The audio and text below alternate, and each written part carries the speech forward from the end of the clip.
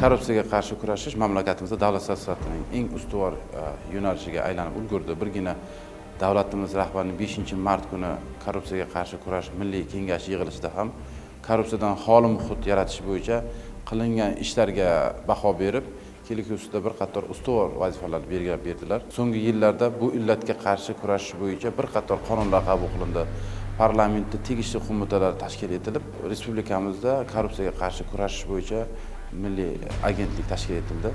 Shu jumladan Ekologiya vazirligi huzurida chiqindilarni boshqarish va sirkulyar iqtisodiyotni rivojlantirish agentligida ham korrupsiyaga qarshi kurashish, davlat xizmatchilarining huquqiy ongi hamda madaniyatini yuksaltirish, jamiyatda korrupsiyaga nisbatan murosasizlik muhitini shakllantirish borasida amaliy ishlar olib borilib, bu borada alohida chora-tadbirlar rejasi ishlab chiqildi. Agentlik va uning tizim tashkilotlarida korrupsiyaga qarshi kurashish, manfaatlar to'qnashuvini oldini olishga qaratilgan targ'ibot, tashviqot ishlari olib borildi va tegishli tartibda tushuntirish ishlari berildi.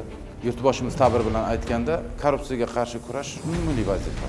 Har bir vatanparvar yurtdoshimizning vijdon ishidir. Eng muhimi aholining, ayniqsa yoshlarning huquqiy ongini yuksaltirib, jamiyatda korrupsiyaga qarshi kurash daxldorlik shakllantirishdan iboratdir.